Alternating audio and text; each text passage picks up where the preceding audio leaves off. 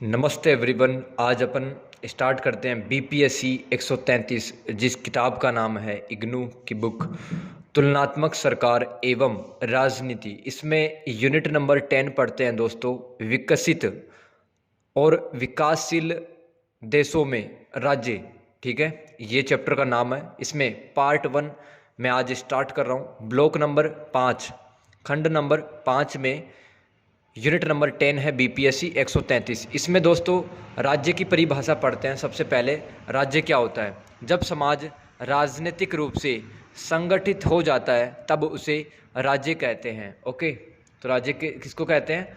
जब समाज राजनीतिक रूप से संगठित हो जाता है तब उसे राज्य कहते हैं। अब दोस्तों यहाँ पर समाज एक शब्द आया है। समाज के पास में क्या होता है दोस्तों? समाज के पास एक निश्चित भूभाग होता है, जमीन होती है एक निश्चित, और उसमें रहने वाली जनसंख्या होती है। ओके, इस समाज में बहुत सारे लोग रहते हैं तथा इनमें समय के साथ संघर्ष होते हैं अलग अलग मुद्दों को लेकर।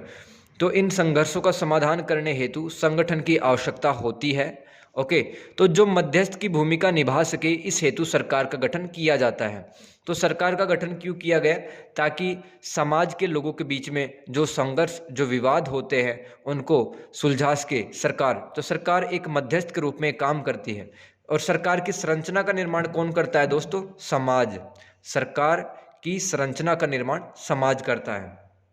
ठीक है, जैसे भारत में राज्य के स्तर पर विधान मंडल में अपन विधायक चुनते हैं और केंद्र के स्तर पर अपन सांसद चुनते हैं। तो इस प्रकार से सरकार की संरचना कौन करता है? समाज के लोग, यानी समाज करता है। समाज में संघर्ष कई प्रकार के हो सकते हैं दोस्तों, तो इस हेतु बहुत सारी शक्तियों की आवश्यकता होती है। अब सरकार तभी तो विवादों का हल कर सकती है जब उसके पास में बहुत सारी पावर्स हों। तो ऐसी शक्ति को ही दोस्तों संप्रभुता कहते हैं। ठीक है, संप्रभुता किसको कहते हैं? मतलब सरकार के पास में जो शक्तियां हैं उसी शक्ति को अपन संप्रभुता कहते हैं। किसी भी समाज में सरकार और संप्रभुता अगर दो तत्वों का समावेश हो जाता है तब वह समाज राजनीतिक रूप से संगठित हो जाता है। तो कौन कौन से दो तत्व? एक तो सरकार और एक संप्रभुता। ये तो दो तत्व अगर किसी समाज में पाए जाते हैं तो वह समाज राजनीतिक रूप से संगठित हो जाता है, ऑर्गेनाइज हो जाता है। इसी संगठन का नाम राज्य होता है। तो आप अब तक राज्य की जो परिभाषा है वो समझ चुके हैं। ठीक है, अतः किसी भी राज्य में 4 तत्व होते हैं। पहला होता है भूभाग, एक लैंड होती है, और जनसंख्या होती है। तीसरा तत्व संप्रभुता, और चौथा तत्व सरकार। किसी भी राज्य में ये 4 तत्व होते हैं। तो राज्य का स्वरूप विधिक होता है और राजनीतिक होता है। राज्य हमारे आंतरिक संबंधों को संचालित करता है और बाह्य संबंधों का भी संचालन करता है। आंतरिक संबंधों का संचालन मतलब घर के अंदर भी सुरक्षा प्रदान करता है हमें, और घर के बाहर भी सुरक्षा प्रदान करता है राज्य का स्वरूप कैसा होता है? विधिक होता है। अगर सोचो राज्य किसी को फांसी दे देता है तो ऐसा नहीं कहा जाता है कि राज्य ने किसी फलाने व्यक्ति की हत्या कर दी है। अगर किसी व्यक्ति ने किसी की हत्या कर दी है तो अपन कहते हैं कि फलाने व्यक्ति ने उसका मर्डर कर दिया। लेकिन राज्य अगर किसी को फांसी देता है तो लोक कल्याण के लिए, जनहित के लिए वह ऐसा कदम उठाता है। राज्य एक दोस्तों अमूर्त संस्था है, मतलब राज्य को देखा नहीं जा सकता है। सरकार को देखा जा सकता है, विधायकों को, ठीक है, और सांसदों को, और राज्य को देखा नहीं जा सकता है, जबकि सरकार को देखा जा सकता है। तो यहां तक क्लियर है दोस्तों। इस चर्चा को आगे बढ़ाते हैं। ठीक है, अब देखें, राज्य शब्द का प्रयोग सबसे पहले ऐतिहासिक रूप से 4000 ईसा पूर्व माना जाता है। ओके, लेकिन आधुनिक संदर्भ में अगर बात करें तो सर्वप्रथम मैकियावेली ने 16वीं शताब्दी में राज्य शब्द का सबसे पहले प्रयोग किया था। थॉमस हॉब्स जैसे विद्वानों ने सबसे बड़ी शक्ति से युक्त राज्य की संकल्पना प्रस्तुत की थी। थॉमस हॉब्स एक विचारक का नाम है। इसने कहा था कि राज्य के पास में सबसे बड़ी शक्ति, सबसे पावरफुल होगा राज्य।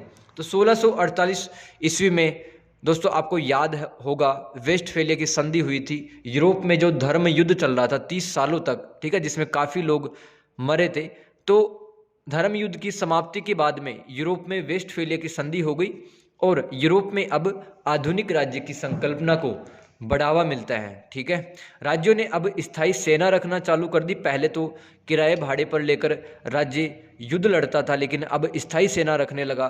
केंद्रीकृत नौकरशाही रखने लगा अपने पास। केंद्रीय कर व्यवस्था, पहले जमींदार या फिर सामंत जो होते थे वो किसानों से कर वसूलते थे, लेकिन जब आधुनिक राज्य बन गया है यूरोप में तो वहां पर केंद्रीय कर व्यवस्था ये लागू कर दी गई। स्थायी दूतावासों के माध्यम से, दूतावास क्या होते हैं दोस्तों? एम्बेसी। जैसे भारत में भी अलग अलग देशों के दिल्ली में दूतावास बने हुए हैं, वैसे ही भारत के भी दूतावास बाहर के देशों में। दूतावास क्या काम करते हैं यहाँ दोस्तों?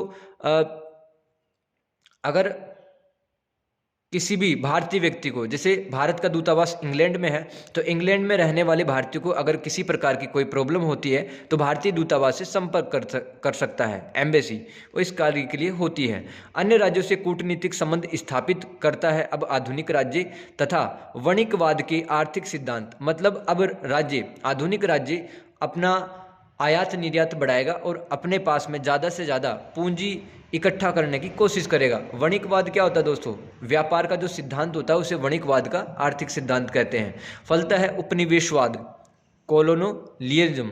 ठीक है, उपनिवेशवाद और साम्राज्यवाद को बढ़ावा मिलता है। उपनिवेशवाद मतलब अब बड़े बड़े देशों जैसे फ्रांस ने, जैसे पुर्तगाल ने, स्पेन ने, इंग्लैंड ने, ठीक है, इन देशों ने दुनिया भर में अपने उपनिवेश देखना चालू कर दिए, क्योंकि लगातार औद्योगिक क्रांति के फलस्वरूप कच्चा माल से ये लोग प्रसंस्कृत, ठीक है, प्रोसेसिंग गुड्स बना रहे थे, अपने कारखानों में सामान बनाते थे और उस सामान को, जो रेडीमेड सामान होता था, उसको पिछड़े हुए देशों में या फिर उपनिवेश देशों में बेचा करते थे। तो साम्राज्यवाद किसको कहते हैं? मतलब जो देश ज़्यादा से ज़्यादा अपनी सीमाओं को बढ़ाने की जो प्रवृत्ति रखता है उसको साम्राज्यवाद कहा जाता है। तो फलता है उपनिवेशवाद और साम्राज्यवाद को बढ़ावा मिला। उस समय दुनिया के 2/3 क्षेत्रों पर नियंत्रण स्थापित कर लिया गया था। आधुनिक राज्य की परिभाषा पढ़ते हैं दोस्तों मैक्स वेबर ने अपनी एक किताब, इस किताब का नाम ध्यान में रखना, पॉलिटिक्स एज ए वोकेशन, में कहा है कि आधुनिक राज्य के 3 आयाम, 3 डायमेंशन है आधुनिक स्टेट के, मॉडर्न स्टेट के। एक तो है प्रादेशिकता, मतलब उसके पास में क्षेत्रीयता के अंतर्गत कुछ भूभाग होने चाहिए। शारीरिक हिंसा के साधनों पर इसका एकाधिकार होना चाहिए। उसके पास में सेना और पुलिस होना चाहिए, ताकि अगर कोई विद्रोह करता है सरकार के खिलाफ, राज्य के खिलाफ, तो उसको विद्रोह को कुचला जा सके। और वैधता होती है दोस्तों, ठीक है, वैधता होती है किसी भी राज्य के पास में, मतलब उसका जो शासन होता है वो वैध होता है। वेबर के अनुसार आधुनिक राज्य के लिए वैधता इसलिए जरूरी है। अब देखो वैधता का और अच्छे से मतलब समझते हैं। वैधता क्यों जरूरी है? क्योंकि वैधता के आधार पर ही राज्य शक्ति के प्रयोग को उचित व न्याय संगत ठहराता है। मतलब किसी को अगर फांसी दे देता है राज्य, तो वह फांसी की सजा राज्य उचित व न्याय संगत ठहराता है। और यह दावा करता है कि उसके निर्णय समाज के स्थायी हित से जुड़े हैं। इस प्रकार राज्य को एक ऐसे राजनीतिक साहचर्य, पॉलिटिकल एसोसिएशन के तौर पर परिभाषित किया जा सकता है, जो कि एक निश्चित प्रादेशिक सीमा के भीतर संप्रभु आधिकारिकता स्थापित करते हैं और स्थायी संस्थानों के माध्यम से सत्ता का प्रयोग करते हैं। अब यहाँ पर सत्ता का क्या मतलब है दोस्तों? अथॉरिटी। और यहाँ पर स्थायी संस्थान क्या है? जैसे राज्य की स्थायी संस्थान है सरकार, तो जो सरकार बहुमत में आती है तो राज्य अपने स्थायी संस्थान के माध्यम से सत्ता का प्रयोग करता है, ठीक है, मतलब अथॉरिटी का प्रयोग करता है। पूरे देश भर में कानून व नियमों को लागू करती है सरकार। ओके, तो नेक्स्ट पॉइंट को समझते हैं अपन। राज्य की अब प्रमुख विशेषताओं के बारे में अपन समझेंगे। राज्य की प्रमुख विशेषताएं कौन कौन सी हैं? ओके, तो इसको समझते हैं। देखो, राज्य अपनी सीमा में सभी संघों और समूहों के ऊपर निरपेक्ष यानी कि एब्सोल्यूट और अप्रतिबंधित संप्रभु शक्ति का प्रयोग करता है। इसके निर्णय नागरिकों के लिए बाध्यकारी होते हैं। इसका मतलब क्या है? देखो, जैसे प्रधानमंत्री नरेंद्र मोदी जी ने कहा था कि कल से 500 और 1000 के नोट नहीं चलेंगे, तो यह जो निर्णय है सभी नागरिकों के लिए बाइंडिंग है, बाध्यकारी है, सबको मानना पड़ेगा। ओके, और जैसे कि कोरोना में कह दिया था कि भाई घर से आप कम से कम बाहर निकलेंगे या बिल्कुल भी नहीं निकलेंगे, तो इस प्रकार के निर्णय को भी मानना पड़ा था।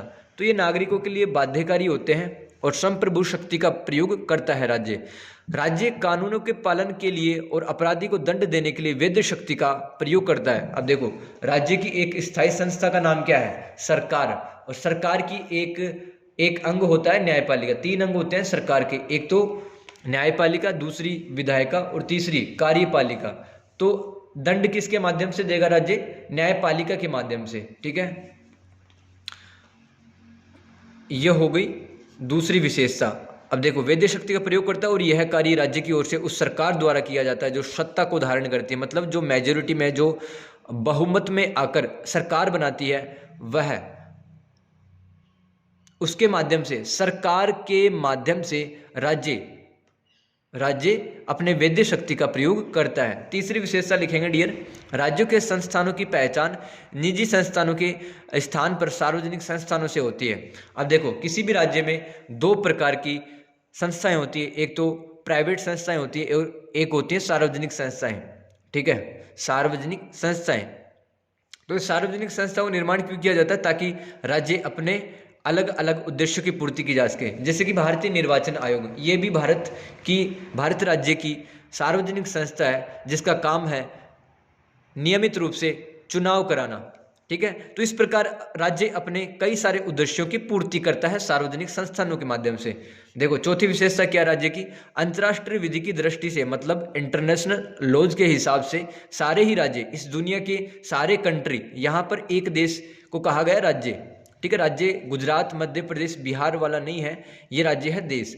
तो सारे ही देश दुनिया में एक समान है और उन्हें संप्रभु इकाई के रूप में देखा जाता है, मतलब सोवरेन स्टेट है। अपने घरेलू नीति और अपनी विदेश नीति बिना किसी बाहरी दबाव के बनाते हैं, मतलब कोई देश गुलाम नहीं है। राज्य का उदारवादी सिद्धांत पढ़ते हैं दोस्तों। राज्य का उदारवादी सिद्धांत, राजनीतिक चिंतन में राज्य की प्रकृति, कार्य तथा व्यक्ति राज्य के संबंधों के विषय में अनेक सिद्धांत दिए गए। मतलब व्यक्ति और राज्य के बीच में कैसा रिलेशन होना चाहिए, मतलब राज्य कितना हस्तक्षेप करे आम जीवन में। ठीक है, उसके आधार पर सिद्धांत दिया गया। इस सिद्धांत को अप्रोच भी कह सकते हैं, उदारवादी सिद्धांत। ठीक है, लिबरल थ्योरी। ठीक है, उदारवादी सिद्धांत पढ़ते हैं। इस सिद्धांत के अनुसार दोस्तों, राज्य का निर्माण सब व्यक्तियों ने मिलकर सबके व्यक्तिगत लाभ के उद्देश्य से किया है। इस दृष्टि से राज्य मानव निर्मित व कृत्रिम संस्था है। मतलब राज्य का निर्माण किसने किया है? समाज के सारे लोगों ने मिलकर किया है। मतलब एक कृत्रिम संस्था है, प्रकृति ने नहीं बनाया। और राज्य को किसने बनाया? इंसानों ने बनाया है। यह मनुष्य के विभिन्न उद्देश्यों की पूर्ति हेतु बनाया गया है। राज्य केवल एक साधन है तथा व्यक्ति उसका एक साध्य है। साधन और साध्य क्या होता है? जैसे कि आपने कॉलेज टॉप करना है तो आपको अच्छी अच्छी किताबें पढ़नी पड़ेंगी। तो यहाँ पर आपका टॉप करना, नंबर 1 रैंक लाना, वो हो गया साध्य। और साधन क्या हो गया? आपका किताब हो गया। तो राज्य केवल एक यहाँ पर साधन है। राज्य का काम है कि कम से कम हस्तक्षेप करे, व्यक्ति की सहायता करे आगे बढ़ाने में, तो व्यक्ति उसका साध्य है। अब देखो, उदारवादी सिद्धांत को और आगे बढ़ाते हैं चर्चा में। ठीक है, और समझते हैं व्यक्ति की स्वतंत्रता। उदारवाद का मूल सिद्धांत है उदारवाद दृष्टिकोण में राज्य अहस्तक्षेप की, लेसिस फेयर की पॉलिसी अपनाता है। मतलब कम से कम इंटरफेयर करेगा राज्य, और व्यक्ति को ज़्यादा से ज़्यादा फ्रीडम या स्वतंत्रता यहाँ पर प्राप्त होती है। उदारवादी सिद्धांत को मानने वाले लोग ऐसा कहते हैं। इसका प्रयोग आर्थिक क्षेत्र में किया गया। इसके अंतर्गत व्यक्ति की आर्थिक स्वतंत्रता, व्यापार की स्वतंत्रता, मुक्त व्यापार, मुक्त उद्यम मतलब उद्योग धंधे खोल सकता है, व्यापार बिना किसी राज्य के हस्तक्षेप के, रोका टोकी से कर सकता है। ठीक है, राज्य यहाँ पर इंटरफेयर नहीं करेगा जब एक व्यक्ति, राज्य में रहने वाला एक व्यक्ति व्यापार करता है। निजी संपत्ति के अर्जन तथा व्यक्ति को अपने परिश्रम द्वारा अधिकतम लाभ उठाए जाने की स्वतंत्रता की मांग की गई। तो यहाँ पर तो उदारवादी सिद्धांत में सीधी सी बात ये रखना, आदमी भले कितनी ही प्रॉपर्टी अपने पास में रख सकता है। ठीक है, राज्य हस्तक्षेप नहीं करेगा उसमें भी, और व्यापार की स्वतंत्रता है यहाँ पर। मतलब अगर टैलेंट है तो आप कितना भी पैसा कमा सकते हो। कौन कह रहा है? ये कह रहा है उदारवादी सिद्धांत, क्योंकि इसी के द्वारा व्यक्ति का अधिकतम विकास, मतलब ओवरऑल डेवलपमेंट जो होता है वो स्वतंत्रता से ही होता है। बेंथम के अनुसार, जो जर्मी बेंथम था, उसने उदारवाद को समर्थन किया दोस्तों, और कहा है कि अधिकतम लोगों का अधिकतम सुख होना चाहिए। तो यही सरकार जब नीति बनाती है या कानून लेकर आती है, तब उस नीति और कानून का एक ही उद्देश्य रहना चाहिए कि राज्य में रहने वाले जितने भी लोग हैं उनका अधिकतम सुख हो सके, उनका भला हो सके, जर्मी बेंथम ने कहा है।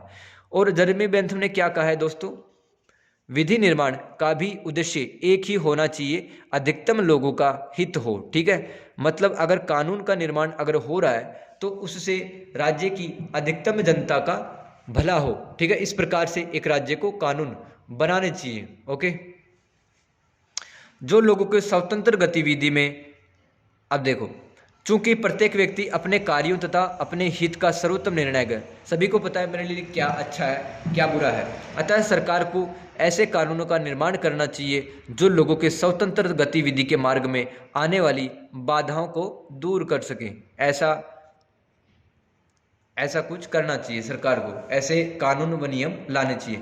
चूंकि सामान्य हित को ध्यान में रखकर व्यक्तियों पर उचित कार्रवाई, प्रतिबंध तथा अपराधी को दंड देने का कार्य सरकार का है। अब अगर कोई राज्य के खिलाफ जाता है, कोई अगर गैर कानूनी हरकत करता है, ठीक है, गैर कानूनी कार्य करता है, राज्य उस पर उचित कार्रवाई करेगा, राज्य उस व्यक्ति पर प्रतिबंध, रिस्ट्रिक्शन लगाएगा तथा उस अपराधी को, क्रिमिनल को दंड भी देगा। ये काम सरकार का है। परंतु कानून का पालन करने वाले जो ईमानदार लोग हैं, वो लोगों की स्वतंत्र गतिविधियों में राज्य क्या करेगा, राज्य ऐसे व्यक्तियों की स्वतंत्र गतिविधियों में हस्तक्षेप नहीं करेगा जो अपना काम ईमानदारी से करते हैं, राज्य हस्तक्षेप नहीं करेगा। हर्बर्ट स्पेंसर, दोस्तों हर्बर्ट स्पेंसर का भी नाम आपने ध्यान रखना है, जर्मी बेंथम का भी आपने नाम ध्यान में रखना है। हर्बर्ट स्पेंसर ने भी उदारवाद को सपोर्ट किया है। इसने कहा है कि राज्य का कार्य न्यूनतम होना चाहिए, जैसे बाह्य शत्रुओं से व्यक्ति की सहायता करना। ठीक है, मतलब एक राज्य में एक नागरिक खुशी खुशी रह सके, इसलिए बाहर के जितने भी देश हैं अगर वो युद्ध करते हैं तो उन्हें युद्धों के खिलाफ, ठीक है, राज्य रक्षा करे व्यक्ति की, और घरेलू शत्रुओं से व्यक्ति की रक्षा। जैसे घरेलू शत्रु कौन होते हैं, नक्सलवाद, आतंकवाद, ये जो देश के अंदर जो समस्याएं हैं इनसे भी राज्य रक्षा करे, तथा कानूनी तौर पर किए गए समझौते को लागू करना। देखो हर्बर्ट स्पेंसर ने क्या कहा है कि राज्य का काम कम से कम होना चाहिए, उसका काम बस 3 काम है उसके, एक तो बाह्य दुश्मनों से, बाहर के दुश्मनों से रक्षा करना, अंदर के दुश्मनों से रक्षा करना, और जो कानूनी रूप से किए गए समझौते हैं 2 व्यक्तियों के बीच में उसको लागू करना। हर्बर्ट स्पेंसर के अनुसार जो शिक्षा का क्षेत्र है, स्वास्थ्य क्षेत्र और निर्धन वर्ग, गरीब लोगों की सहायता आदि का काम राज्य के लिए उचित नहीं है। राज्य को ये सब काम नहीं करने चाहिए, एजुकेशन, हेल्थ और पॉवर्टी से रिलेटेड, क्योंकि इसके द्वारा राज्य लोगों के आम जीवन में हस्तक्षेप कर सकता है। दोस्तों ये कहा था हर्बर्ट स्पेंसर ने। तो हर्बर्ट स्पेंसर के अनुसार राज्य को कैसे काम करनी चाहिए, निषेधात्मक, मतलब बाहर के दुश्मनों से, अंदर के दुश्मनों से रक्षा करना, और कानूनी रूप से जो समझौते हैं उनको लागू करना। निष्कर्ष में क्या लिख सकते हैं दोस्तों, वर्तमान में राज्य का जो स्वरूप है एक कल्याणकारी राज्य में परिवर्तित हो गया है, जिसमें राज्य व्यक्तियों के कल्याण तथा हित को ध्यान में रखकर हस्तक्षेप भी कर रहा है। अब देखो राज्य का हस्तक्षेप भी तो जरूरी है। कुछ लोग आलोचना करते हैं इसकी उदारवादी सिद्धांत की, कि मतलब अमीर देश हैं वो आर्थिक रूप से जो पिछड़े देश हैं उनको आर्थिक गुलामी में धकेलने की कोशिश करते हैं। फिलहाल के टाइम पर राजनीतिक रूप से किसी को गुलाम नहीं बनाया जा सकता, मतलब युद्ध वगैरह बहुत कम चांसेस होते हैं दोस्तों, लेकिन मुक्त व्यापार होगा, ठीक है, और किसी दूसरे देश की कंपनी, ठीक है, किसी गरीब देश के क्षेत्र में जाकर उसके प्राकृतिक संसाधनों का बहुत ज़्यादा अगर दोहन करती है तो दोस्तों ये भी तो गलत बात है। इसलिए राज्य का हस्तक्षेप भी होना जरूरी है। तो बैलेंस में आपको निष्कर्ष लिखना जरूरी है कि मतलब वर्तमान में राज्य का स्वरूप एक कल्याणकारी राज्य में परिवर्तित हो गया है, जिसमें राज्य व्यक्तियों के कल्याण और हित को ध्यान में रखकर हस्तक्षेप भी करता है, इंटरफेयर भी करता है। आई होप यहाँ तक समझ में आया होगा दोस्तों। बने रहिए, तब तक गुड बाय।